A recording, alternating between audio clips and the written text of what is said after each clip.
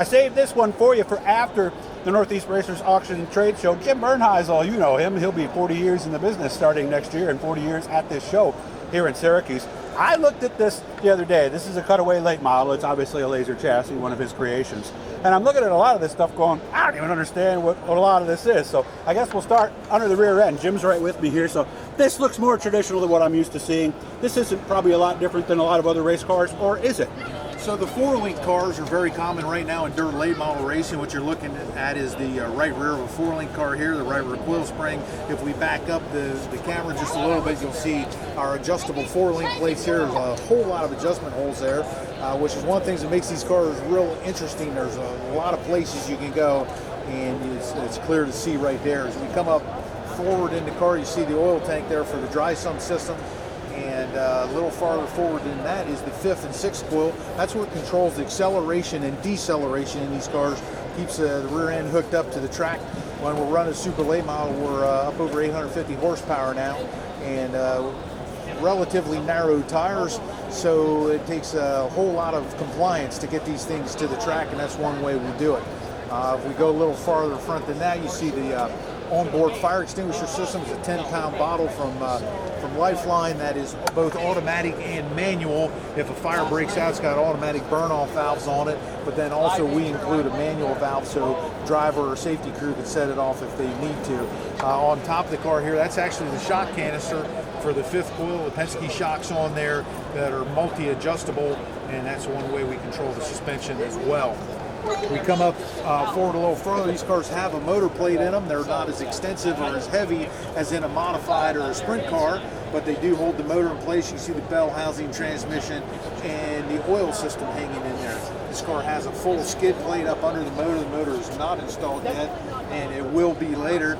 And right now you're looking at the starter assembly and the wiring system. Okay, go up a little further now. Actually, well, here, you'll be able to see this right here. This is also a little confusing to me right here. What are we looking at here? So yeah, of course, all these dirt late models have an independent front suspension, so you're looking at the sweet rack and pinion steering unit. If we pan left a little bit, you'll see the steering shaft assembly that's collapsible, and then the left front suspension, control arms, spindles, shocks, brakes. Right front is basically the same thing. We'll sneak under here, Jim. Look at it from this angle. So. Sure. The right front is basically the same thing. However, our cars are unique in that we run a reverse right front strut, which is the rod that comes off the lower control arm to hold everything in place. And then on the left front, it goes forward. So we call it a hybrid strut car. To my knowledge, we're the only guys in the industry to do that, and we've been doing it for years and years and years.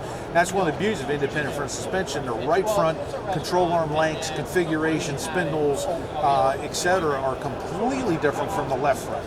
Yeah, because I know modifieds are straight axles. Yep. A lot of the supers now are the independent as well. What are the advantages outside of that? Somebody told me also if you hit something, you got less to replace. You just got to replace one side. Well, I try not to hit too many things, but it happens. My crew would tell you that I'm not successful at that. But actually, it is nice that you can compartmentalize your repairs and your spares. However, it just gives you a great deal more adjustability. With a straight axle, if you hit a bump, for example, with the left front wheel, the right front wheel is going to be impacted by it.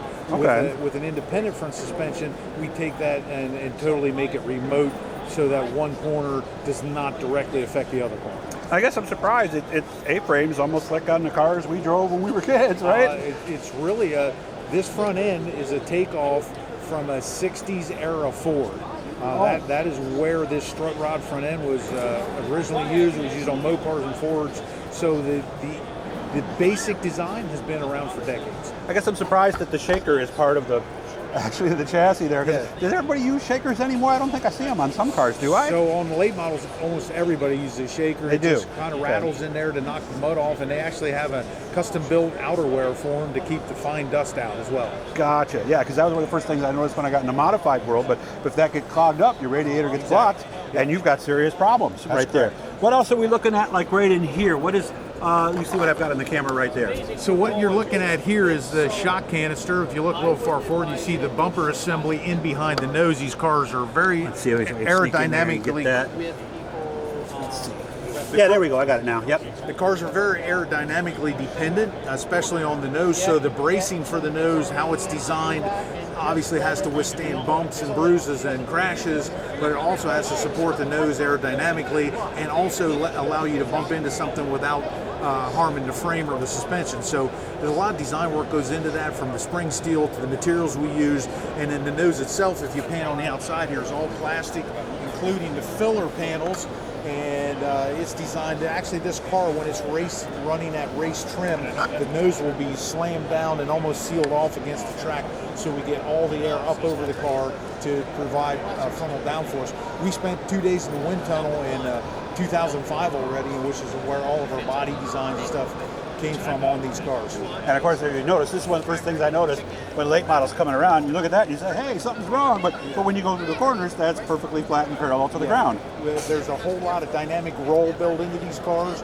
So when the car's at race trim and we're at, we call it posture, the left front is in the air to get the spoiler and deck in the air to catch air in the back of the car. Okay. And then the right front is slammed down on the track to seal it air off, so as little as possible goes under the car, and we get it up over the nose and onto the deck and the spoiler. It's interesting because it's difficult to do without damaging the nose for different track surfaces. Yeah, but I can see we've got a lot of rivets in there. We've got a lot of supports to help that from. A lot of bolts. Yes. Yeah. Okay. So let's keep looking here in the front. What is the tank we're looking at right here? What is that? Right there we're looking at the power steering tank, and just behind it you see the oil pump pulley, which will run the belt down once the motor is in the car. And we see the master cylinders just to the side of the power steering tank that are located on the firewall as well. Okay. And of course, inside the car, of course, full containment seat and all of that. Gauges, all this comes complete when I buy one? Yes. The full containment seat is an option, but the Gerke's the one we use and prefer. Right. I actually met Steve at this show many moons ago, and he builds one of the finest products in the industry. We use all digital gauges, and we like to take care of detail. We put anti-skid tape on the floor pan so the driver's feet don't slide around when he's in there. Of course, there's your on-off switch. That's in case somebody had to take it out of it. I noticed we've done a little. The spoilers didn't used to be this way years ago. That piece looks smaller than what I'm used to seeing on the far side. Correct. So the spoilers are mandated. We're allowed a maximum 8 inches of height and 72 inches of width. However, we put a little crush panel on the right rear. That's what it's called. It's so you can bang into another car or the fence and not tear the whole spoiler off. If you do get into something and the whole spoiler gets torn off the car, it's virtually undrivable. They're that's dependent for the aerodynamics on the car. So we designed it to lose a little bit of the spoiler in the event of a slight collision, but still be able to maintain speed with the car. All right, again, Bernheisel, racecars.com, Bernheisel. Look for him at other car shows. Talk to Jim, he's still racing, so are his son, so they know what's going on. Appreciate your time. Thank you. Thanks, brother. Have a great show.